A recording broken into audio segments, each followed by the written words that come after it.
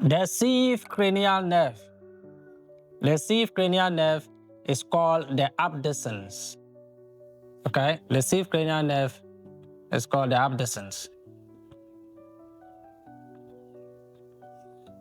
And when it comes to the abducens, the duty of it or the responsibility of it is controlling the lateral rectus muscle of the eye, which is moving further away from the midline or abducting it. I made it very clear that when it comes to you as the sight, okay, this is you as the entire ocean, this is you as your eye, this is the entire eye. So when it comes to the representation of it, when I was drawing the fish, I made it very clear that this is how everything is. And when you look at it, the right side of your eye, this is the eyeball, this is another eyeball, okay? So immediately this particular energy or this particular light passes through this particular X point of itself, whatever that was left on this side that you saw, okay, the left side of yourself becomes right, okay? And whatever that was right on this particular side of you becomes left. Okay, so this is the representation of how your eye interprets color. When it hits the middle part of yourself, the middle part of the apostle, which represents Yeshua, the information is interpreted in another form for you to understand. Okay, so it's like you crossing the world. I told you that when you are walking on your head in this particular world that we are all living in right now, when the underworld or when you go on the underworld, you are walking with your head becomes prostrated. This part of the thing represents the plane of existence. So when you go down there, you are going to be seeing that your head is here, but when you are up here, your head is over there. Okay, it will be like you are suspending, your legs is suspending up and then your head is suspending down. But we are on this world, your head is up and then your legs is down. Okay, that is how it is. When it crosses this particular bridge, it begins to change a particular form in order to interpret the information. So when it comes to the abducens, I want you to get the physical representation of it. Okay, the function of it or the responsibility of it is that it controls the lateral rectus muscle of the eye and then moving it further away from the midline. Every single one of your eyeball, okay, this one and then that one, they have muscles attached to them. These particular muscles is attached in a form like this, okay? They are attached in a form like this. So whenever you are able to move your eyeball either left or move it right or move it up or move it down, it is these particular duties of these particular parts of yourself. The muscles here, they are the one causing the movement of your eyeballs. Okay, so when it comes to this particular nerve in general, it causes the abduction of these particular muscles. Okay, it moves it further away from the lateral line or abducting it. So it moves it this way. Okay, that is the sieve nerve. That is this one.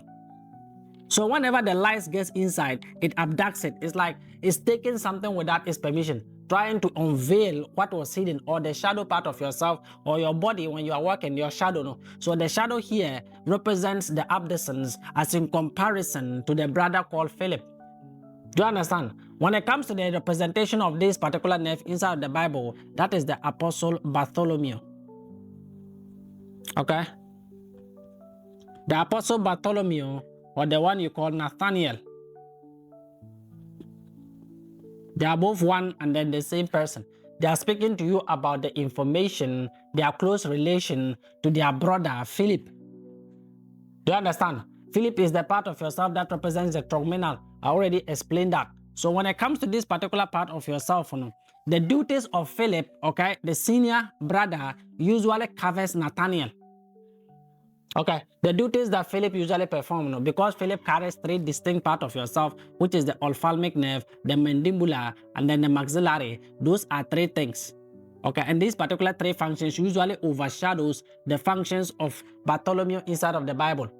Okay, he's seen as a figure, a very important representative, but when it comes to his responsibilities, 90% of his duties is performed by the Apostle Philip. So it's usually the overshadow side of what Philip is. Okay?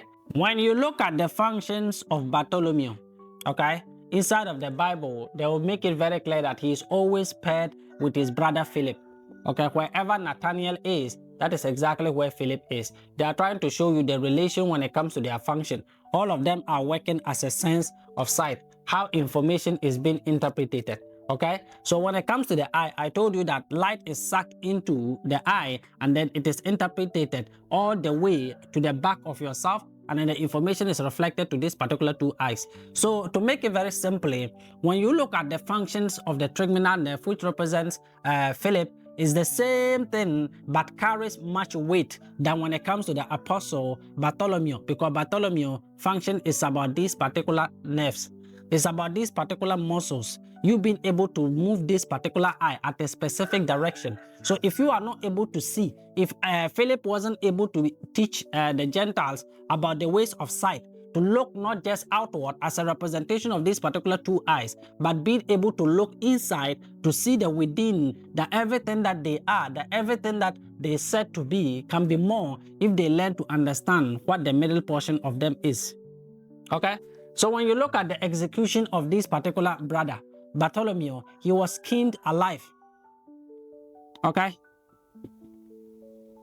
Bartholomew was skinned alive. And when you take a very critical look at these particular nerves that represent or that cause or that pulls the eye, allowing you to look in both sides of yourself, it is naked. It is a naked muscle. Okay? It is a naked muscle. The representation of it is always the depiction of their deaths. They will tell that they are either crucified or they were skinned alive or they are boiled inside water in relation to that particular function or the nerve that is connecting it to the center part of itself. Do you understand?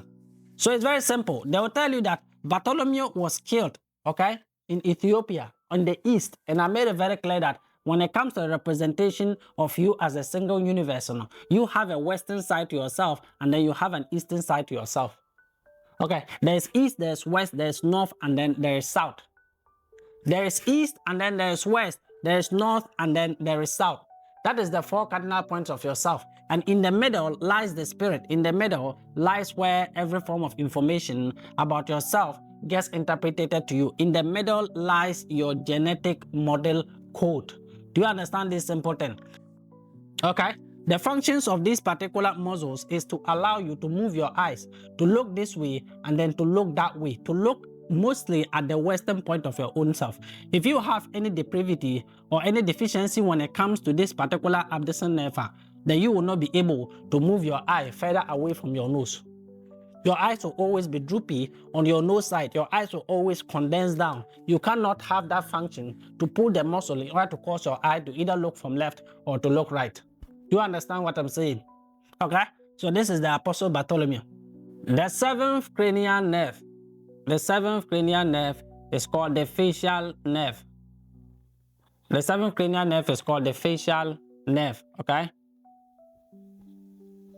And the facial nerve is responsible for the sense of taste and the sense of tear production and a wide range of facial expressions generated from the brain stem.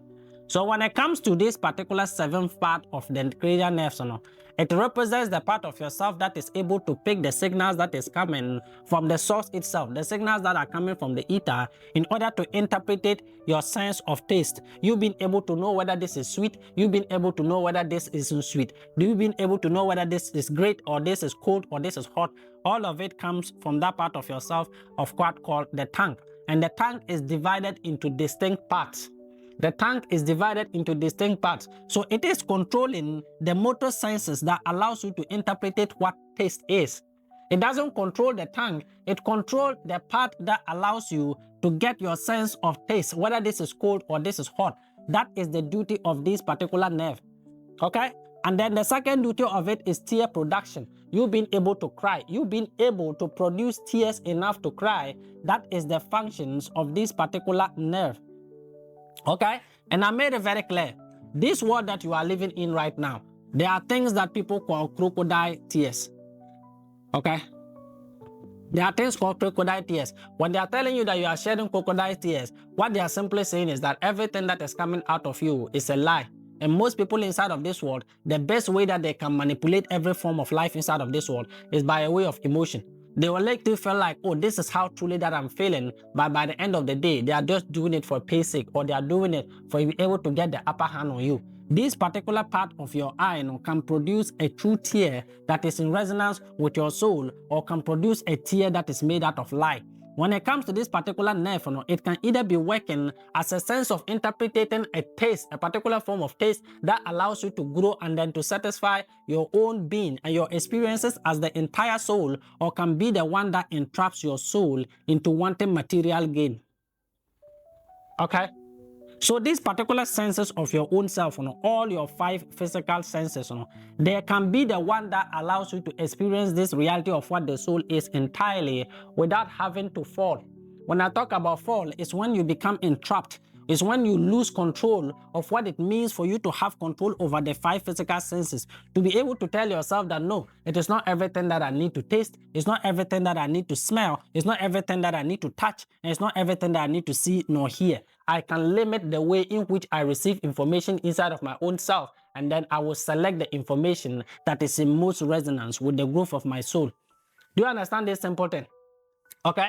So I want to explain something very, very critical for you to understand when it comes to this particular nerve that is dealing with the facial expressions. When they are talking about facial expressions, they are talking about the varieties of emotions. The varieties of emotions that you can use your face to actually make. Do you understand? There are certain people inside of this world, they can make their face like the way you have the emojis, Okay, there are different categories of emojis, and each of them is depicting a particular way of expressing these particular senses of yourself, whether it is sense of hearing, whether it is sense of seeing, a sense of smell, taste, or touch. All the emojis, every one of them is revolving around this particular physical 5 senses of your own self. So when it comes to the nerve, the cranial nerve of the 7th, what it is trying to tell you, or its responsibility, is that it controls most of the facial expressions that people make. Do you understand? Most of the facial expressions that people make. I want you to get this particular sense very clear, because when it comes to the apostles, it is usually linked to the apostle Matthew. Okay? It is usually linked to the apostle Matthew. And the mysteries behind the apostle Matthew is something that is very deep. It's something deep that most people, they usually don't actually adhere to, or fail to understand the deepest context when it comes to what Matthew actually is as a representation of an apostle inside of the 12. Okay? I want you to understand that before Matthew converted into a particular disciple in the first place, he was a tax collector. Okay? Matthew was a tax collector for which people? For the Roman people. Okay. Matthew was a tax collector for the Roman people. And anything that has to do with the Roman Empire are the people of conquest. Are people of conquest. People that put things into motion by a way of enslaving others emotionally and then depicting or putting them into one particular form of entrapment or of their physical 5 senses. So when you read deeply into Matthew, or when you look at the character of the representation of who Matthew is inside of the Bible, he was a tax collector. And as a tax collector, it is your duty to take the coins from people, to be the ones to count, to be an accountant for every single pay that you take from the people, in order to gather everything and then give it to the Roman Empire. Okay, so they'll tell you that he was a greedy and he was a smallish man and he had sly tendencies. This particular man has sly tendencies. His function is connected to the sense of taste. His function is connected to your tongue. So I want you to remember something very careful before I read to the story of Judas. When I get to the story of Judas, you will understand certain connections or certain neglection that people have been neglecting for a very long time, blaming the wrong person for the wrong reason without understanding why. Okay? So we'll get there. The 7th cranial nerve is Matthew, and Matthew emphasized his teachings on the kingdoms of heaven. He is a messenger who spread the gospel and teaching wherever that he found himself. So this particular facial expression of him as a representation of Matthew is the preaching of the gospel. And when you look at Matthew, the books of Matthew varies differently. There is a whole lot. Do you understand? When it comes to the teachings of Matthew, he's one of the prominent figures inside of the biblical representation. His books has a lot of pages inside of it. We'll come to that when you understand the deepest context of what this guy actually is, okay? The tax collector meant different taste of resonance. Like I said, when it comes to you collecting tax from the people, you are not just taking their monies, you are taking their emotions, okay? You are taking their feelings. This representation part of Matthew is the emotional empathy. Once in greed, now lives unconditionally and give up unity in pursuit of the kingdom of heaven. So at first, he was corrupted. Okay, let's not move that one out of the way. Before he repented, or before they said he gave his life to Christ, he was first of all corrupted. Okay, he was a corrupted official that only works on greed. That only works on greed. The more you have, the less you have. Okay, the more you take from people, the less you have. So this particular man was taking money of people as tax for the Roman Empire. So he was seen as corrupted. Among the Hebrews, he was the one that they didn't like the most.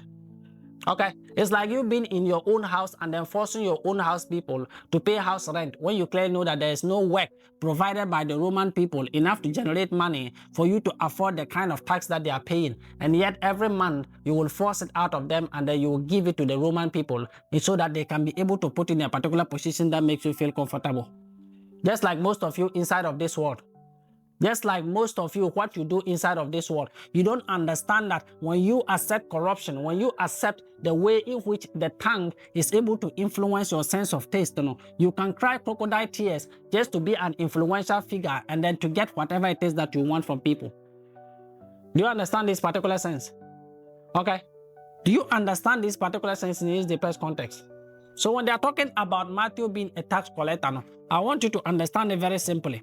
Him abandoning his physical self is about you overcoming your desire, overcoming your sense of greed, understanding that the entire ocean is one, and when you betray the one in the middle, the one that is giving you the information, then you are not just betraying one part of yourself as an apostle, Peter or John or any of them, you are betraying the entire ocean. You are betraying the entire ocean. So when we get to Judas, you will understand this story much simply, okay? So let's move to the next apostle and then you understand that one. The eighth cranial nerve is what you call the vestibular nucleus. Okay, the eighth nerve is the vestibular nucleus. I always made it very clear that you should look past the name, okay? Always try to look past the name and then you will understand the whole character in its entire length. It's not just the name, it's what it represents as part of the entire collectivity of the entire ocean. The eighth nerve responsible for transmitting information about balance, hearing from the inner ear to the brain, okay? So let's make that very simple. They are talking about your sense of hearing. And this particular nerve is responsible for carrying the signals about everything that deals with sound. Okay, and I made it very clear that sound is interpreted in various forms and then various frequencies, varies from one another, depending on the level that you are able to understand it, will tell you how far that you receive this particular sound. God speaks a universal language, and this universal language is one that is varying in different frequencies in accordance to the level that you are operating at, that you'll be able to understand. So when it comes to the sense of hearing, for you to be able to understand anything that is whispered by the Spirit, the information has to be coming from the inner ear. You don't hear from the outer ear, you hear from the inner ear. The inner ear part of yourself is the middle. The inner ear part of yourself is the central command. The inner part of your ear is the representation of this particular side of your ear. Okay, it's like one spiral that is resting inside of your own self like this. So from this particular point, it gets projected. Every form of sound gets projected to the outer part of the ear, and then you hear it as sound. Okay, so before anything is interpreted for you to actually hear it, be it of music or noise, the sound has already passed through you. It has already passed through your inside and then gotten to this place, and the information is interpreted and then bounced back to your ear in a particular split second, less than a split second. Okay, so that is why sound, everything inside of this entire universe, the entire ocean operates on the frequency of sound. The water talks, the way the rhythm of the water moves, it is always speaking. So the waters inside of your ears, the waters inside of your own being are the ones that are reflecting every form of information for you to either smell, to taste, to touch, or to hear, or to see. Every single one of the physical five senses is interpreted by the inner core of your own self. Do you understand this? So when it comes to the functions of the vestibular, they are simply saying that it picks up frequencies and then interprets them so that the entire being of the ocean or who you are can be able to understand the particular kind of sound that just visited your ears. Okay? It's composed of two distinct parts. The vestibular relays info about balance and spatial orientation. Okay? So they are dividing this particular function. Okay? They've divided the function of the eighth nerve, which is the vestibular, into two. Spatial orientation. Spatial orientation, and the second one is the cochlear, which carries auditory information. So these are two different things. We have spatial. Whenever they are talking about spatial awareness, they are talking about the sense of sight. Okay? Your spatial awareness is your sense of sight. You being able to see within the space, or you being able to interpret the space, is by a way of sound. Everything is by a way of sound. Whether it is taste, whether it is color, whether it is music, whatever that it is, everything is operated on your spatial awareness. So this particular vestibulonuclear is divided into two particular forms. It has two main parts, and the part of the first one is by carrying spatial information, and the second one is by carrying auditory. So it's like me telling you about your senses, okay, and then your motor functions. They are of the same thing, but one allows you to feel the thing, and the other transmits the feeling. Do you understand? So when it comes to these two, the vestibulonuclear nerve relays information about balance and spatial orientation. Yes, the cochlear carries the auditory signals from the brain, okay, to the entire body of what you are as the ocean. Do you understand what I'm saying? They've divided this particular vestibulonuclear into two particular forms, okay? Spatial awareness and then auditory awareness. Spatial awareness can be attributed to your sense of sight, and then the auditory transmissions can be interpreted by your sense of hearing. These are the two distinct parts of the vestibulonuclear that they've divided itself into. I made it very clear, 8 is 2. So when they are dividing this into two, don't make it be something that is weird or something that is very difficult to understand. They are simply trying to depict the two aspect part of yourself. One being the one that interprets sight, and one being the one that interprets sound. One being the one that carries information about the senses, and one being the one to be interpreting the senses. That is how it is, the two different aspect part of yourself, okay? The Apostle Thomas is in association with this particular vestibulonuclear. I want you to listen very carefully how they describe Thomas, okay? Thomas the Doubtful. First of all, they are calling him Thomas the Doubtful, okay? Now they are going to tell you why Thomas is the doubtful one, okay? As he is known and called, one with two separate orientations. Two separate orientations of his own self. I made it very clear when I was explaining the vestibular that it is divided into your sense of spatial orientation and then your sense of auditory information. There are two forms. These are the two separate parts of who Thomas is. The doubtful nature of Thomas. When you don't know whether what you are hearing or what you are seeing is the actual truth, you doubt. Thomas the Doubtful as the apostle inside of the Bible. Do you understand what I'm saying? So, as one with two separate orientation often struggles with acceptance with decisions that might have an alternative meaning to the obvious. Do you understand these simple things? So Thomas the Doubtful, the two separate parts of Thomas represents the two separate parts of what the 8 is. Okay, the part of the 8 is one part of yourself being the devil and another part of yourself being the angel. One part of yourself telling you do this, another part of yourself saying do that. You don't know whether what you are hearing as a sense of auditory information being interpreted is the truth about them telling you, oh, this is what the awakening is about. It's about freeing yourself from the jail cell. You are in doubtful. Is it true or not? Are these people actually speaking the truth, or they are just doing hearsay? And then the spatial awareness is about seeing, starting to see the changes around you, because every single one of you has started to do the work. Most of you are working. That is why your planet is changing. That is why your leaders are beginning to be held responsible and then taking the conscious efforts into creating an outcome of opportunities that elevates your life. You can see that every form of the world, people are starting to change. The world is starting to change because you as the universe, you as the inner mind, if you begin to change, the entire ocean is going to be vibrating the same frequency of change, and then everything else will change. And whatever is there that doesn't want to change is going to be turned into energy. That is exactly what it is. So when it comes to the representation of Thomas the Doubtful, they're telling the two separate representation of who you are. Okay? Listen to understand and then see to believe. Everything I want to see before I will believe. I want to see before I will believe. You'll be the last person to understand things. That is why Thomas is always the last person when it comes to the representation of the Bible to understand the information about what he has just seen or about what he has just heard. Okay? Doubting the resurrection until allowed to touch the body. He doubted the resurrection. Okay, when they told him that the Christ has resurrected, he wasn't sure that this was the information or what he was seeing was real until they allowed him to touch. Okay, he had to come into physical contact with the dead, okay, the body of Christ in order to believe that, okay, yes, this is true. This is truly him. Okay, being absent from the upper room the first time Jesus appeared to a disciple after his resurrection. Okay, so they are talking about Thomas. Okay, after he died, after the resurrection, after them calling him back that, oh, he has risen, he wasn't part when they came back. Okay, so let's put this explanation very simply.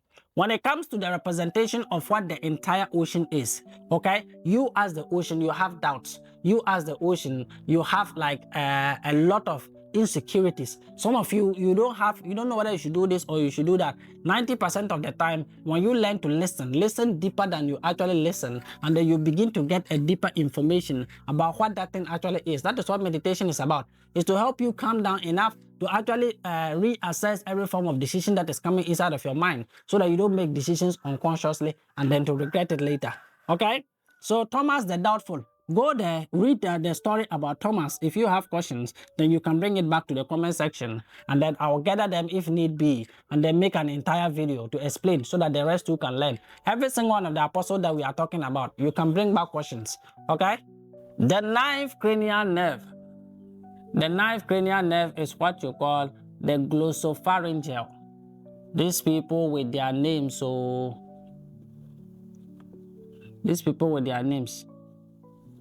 okay, it's the glossopharyngeal. And this glossopharyngeal, the duties or the responsibility of it is to carry both sensory and then motor. Okay, it carries both sensory and then motor functions. Okay, motor functions in the head and then the neck. In the head and then the neck. Okay, so I'm just jotting out the points so the explanation will be easier. It carries sensory information from the tonsils to the pharynx to the mid-ear and then the posterior 1/3 of the tongue. Now they are coming to explain what this particular cranial nerve does in its fullest sense. And I made it very clear, and I explained what the sensory nerve is, and I explained what a motor nerve is. Okay? There are two distinct things, and these particular two distinct things are the ones that carry the information from the head all the way to the neck. The neck is responsible for processing this particular information as what James is. When I was telling you about greater James and telling you about lesser James, I made it very clear there are two types of Jameses inside of the Bible, and these two types of Jameses are the representation of the centers of your own being. They were all two inside of the Bible, and this particular two, this is one function. One was closer to Christ and the other one was further away from Christ. The one that was closer to Christ was James the Greater, and the ones that was further away from Christ is James the Lesser. This is James the Lesser. The lesser James is talking about the range or the distancing from one point of Christ, the one connecting to Christ, farther away from the one not connected to Christ. All of them, they are the depiction. When you are looking at from this point, they are all from the same angle or closest to Christ. But they are talking about family. When they're talking about the birth of the family, the greater James is like a brother, a cousin. Okay? A cousin to Yeshua than the lesser James. The lesser James is the apostle, like a friend to Yeshua. Okay, so that is the difference. This part represents the lesser James, and then the other part represents the greater James. That is exactly the depiction of what they are trying. It receives input from cathode body and sinuses, which monitors blood pressure, oxygen, carbon dioxide, and then pH scale. What they are trying to tell you is that when it comes to this particular nerve, it monitors the balance system of everything that deals with your carbon dioxide, your way of breathing. Okay? Every single one of the apostles is linked into each other. When it comes to their knowledge, if you are able to understand 1, you will understand 2, understand 3, understand 4, understand 5. And before you get the realization of what they are, breathing in, using your breathing, breathe in, breathe out, okay, to raise this particular Christ consciousness becomes very easy. If you don't understand which part of my body is representing this and how does it work, which part of my nerve system is representing the control of this, my hand, you will not understand the fullest part of who you are as the ocean in order to push the oil upward. Okay, so take the time, either go to Google or go and get the books that are talking about your cranial nerves. Learn about them, study them, look at them, view them, and then see them, the representation of them inside of your own self. Look at how they function and look at the parts of yourself that when you begin to breathe like this, or when you begin to walk like this, or exercise like this, it is going to be enhancing either number 4, either number 1, or either number 8. That is how you grow. When you learn to understand them distinctively, you will know how to transmute your own energy inside of your own body. It becomes very easy. Okay? So James the Greater and then James the Lesser. Greater James is one closest to Christ, like I was telling you about Yeshua. And then the Lesser James is the one that is lesser or closer or as a friend to Yeshua. The one that keeps the records of Christ is the Greater James. And the one that preaches about the word of what Christ is the Lesser James. Okay, so 2 of them are of the same coin.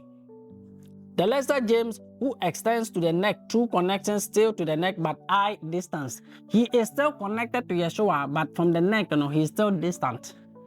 That is what I'm trying to explain. Distant, a friend and then a brother. It's very simple like that.